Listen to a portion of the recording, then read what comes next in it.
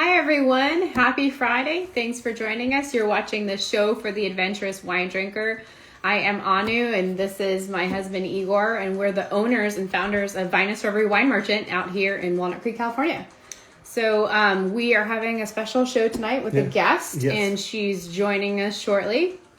I might just be stalling a little bit. So we're going to be tasting a wine live with her and learning more about her and this wine. I can't multitask very well. She'll be joining us in just a second.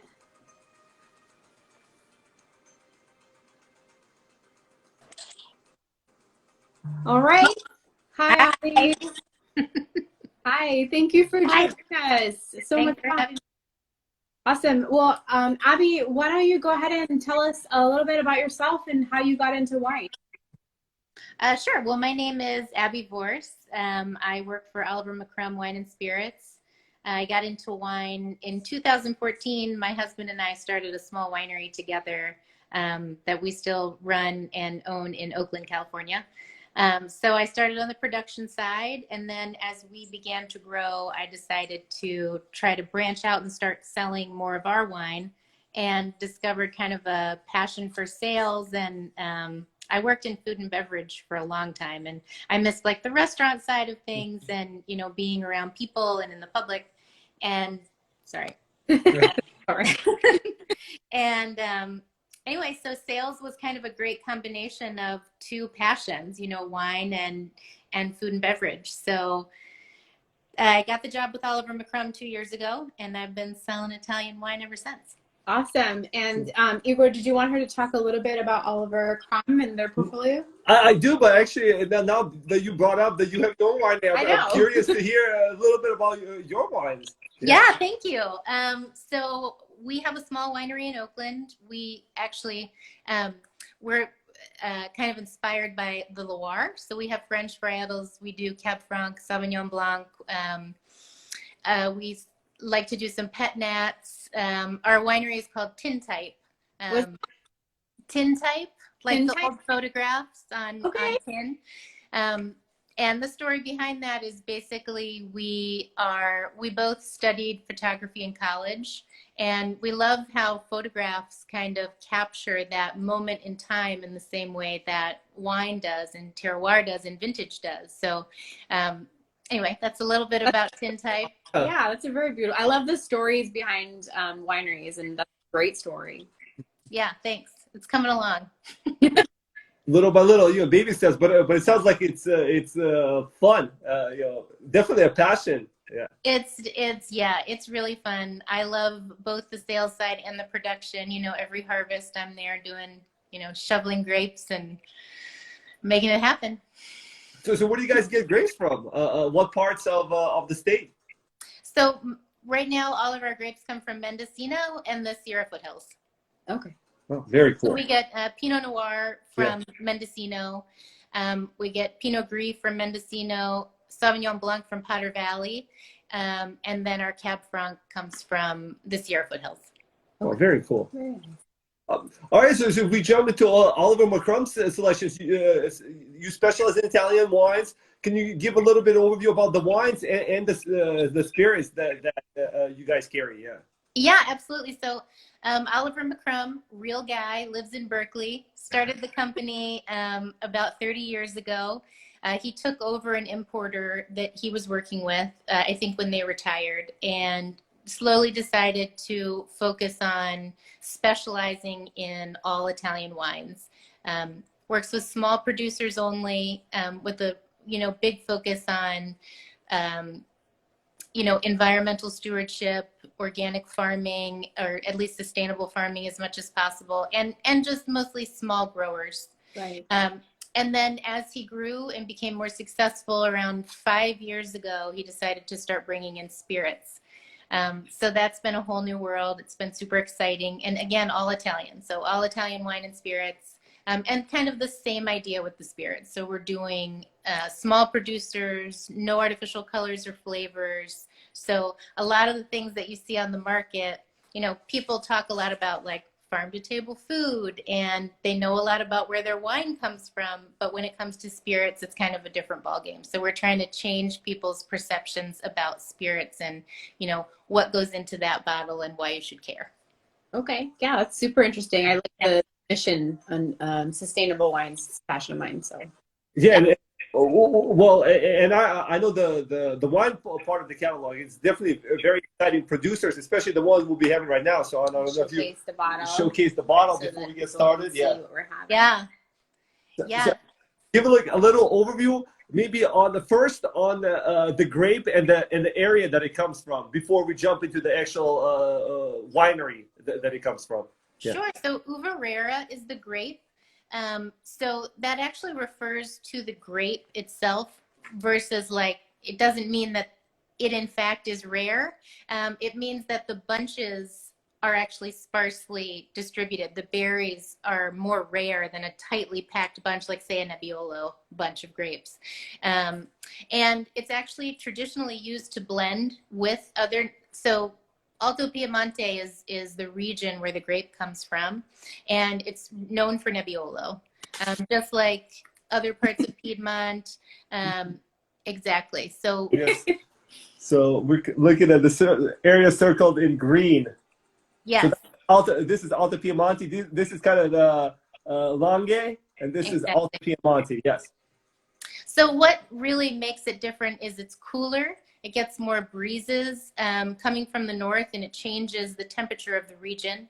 And the soils are different as well. This has more moronic clay soils.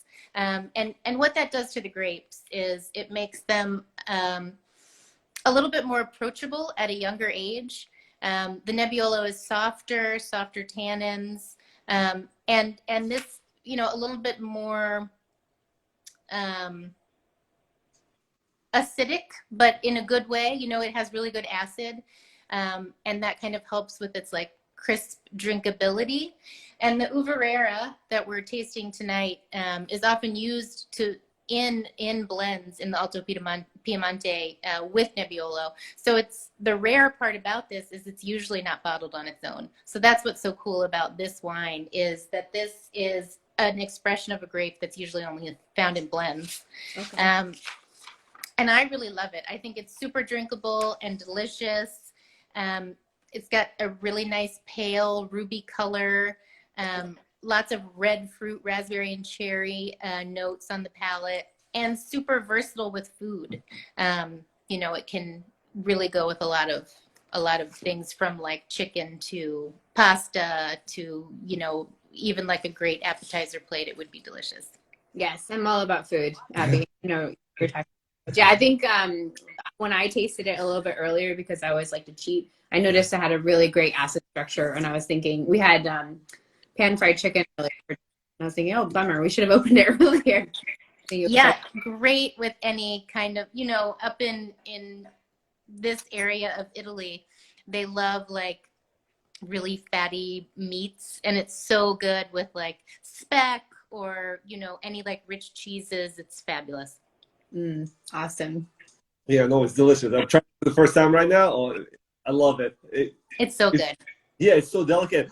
And so the sub-region is, I'm not sure I'm pronouncing it correctly, Colline Novaresi, where it comes from. And I think from what I've read is that Alto Piemonte region, that's really the one that has the laws that are not the strictest, because there's more, I guess, appellations like Boca or Lissona, where I think Nebbiolo can only be part of the blend, whereas in Colline Novaresi, you can actually make 100% varietals, including this one, Uva Rara. So yeah, exactly. And they do single vineyard Nebbiolo. They do the Uva Rara. They also do this really cool white varietal called, let me find it in my notes here, Herbaluce, which is absolutely delicious. It's like Chenin Blanc. It's crazy. It's so good. Well, another Loire staple, right? So yeah. Yes. Can you tell me a little bit about? So it's a small producer. Is there anything else you kind of like shed light on about this producer? Sure. So Francesco Brigatti is the winemaker. He inherited the estate from his father, who started it, I believe, in the 1940s. I want to say. I have some notes here. Yeah, and yeah, so super small. He makes it's small production Nebbiolo and then these indigenous varietals. Really like small family guy. I visited the estate myself, Yeah. And seen his home and his Yeah. family and his vineyards, and it's a really special place. Awesome. I love those small wineries. You can kind of taste the effort that's put in. Yeah. Well, can you give us a little, maybe like a travelogue overview of that? Since you've been there, can you just like give a visual for us, for everybody who's stuck at home right now? Of when I was there. Yes, yeah, absolutely. Yeah, so we got to his estate and we went down. You know, when you go to Italy and you taste wine, you go down in the cellar and you taste wine for an hour and then you eat a bunch of food. So that's what we did. So we tasted his incredible wines, and then he brought out a bunch of meat and cheese that we ate. And then we got in his truck and we went to go see the vineyards. And we had to park. The vineyards are kind of in off of this back road. So we parked and walked down this like ancient Roman path, which was so beautiful, and walked into the vineyards, kind of like tucked away. You know, flowers were blooming. It was like April when I was there, so it was springtime. It was really beautiful. And you know, you were mentioning food, so Piedmont is known for their cuisine. I mean, that along with Burgundy, as far as I know, is like the two kind of culinary meccas of the wine world. So, can you kind of shed a light on that? Like, I mean, I don't know if what the truffles is the white truffles is the famous part of the cuisine there. I know, and we were not there during truffle season. Everybody still to this day is like, how were we not there? Well, we were there for Vin Italy, so we were there around that time. But yeah, no truffles. Bummer. But just we'll have to go back then. A bunch of other great cuisine, I bet. Yeah, fantastic cuisine. I mean, you know, when you're there as like part of a whirlwind tour, it's like one winery to the next. Yeah. So mostly what I had was speck, Yeah. bread, and Yeah. cheese. Okay. Very wine focused. That was the snack. Yeah. Okay. Exactly. And this area, you know, the Alto Piemonte, the way I understand it is, it used to be like in 19th century, it used to be way more famous than the Langhe, Barolo, Barbaresco areas. Right now, it kind of switched because I think World War II and then kind of the industrialization kind of destroyed the Alto Piemonte area. Oh yeah. Yeah, but it used to be a world famous place. So it's and now it's just a lot of smaller producers trying to recover its traditions. So you know, it's kind of, they're making great you know, Nebbiolo based wines, which is obviously one of the great grapes of the world. And yeah, I think like you were mentioning, it's a completely different expression between the two Nebbiolos. I actually heard somebody describe, and this is referring to Nebbiolo's use between Langhe and Alto Piemonte. It's like comparing sandpaper to velvet. Yeah. Yeah. And absolutely, I'm so glad you bring that up. And you know, one of our missions at Oliver McCrum is to introduce people to Alto Piemonte and get people familiar with the wines and drinking the Nebbiolo, because it is so different. It's so wonderful. And yeah, I mean, before Barolo and Barbaresco, there was Gamay, you know, and that's what everybody loved and everybody knew, and the war changed everything. And, you know, now we're working with a handful of producers and really trying to help them break back into the market, because so much of that history has been lost, and it's incredible wine and incredible value right now too. Yeah, I really love that. That was really when we started the store. That was our mission, was to find unique wines, rare wines, just, you know, these little gems everywhere that the regular consumer doesn't have access to at big box stores. So Yeah. Yeah. Well, you're in the right region. Yeah. You're definitely not at big box stores. Yeah, well, yeah, and we love the wines. You know, it's I think after volcanic soils, our second revelation are these Alto Piemonte wines, or the wines in Lombardy and Valtellina, which are kind of their cousins. Absolutely. Yeah. Yeah. More people don't know about it because they're spectacular and Yeah. they're delicious. So Yeah. that's kind of my motto on that. Yeah.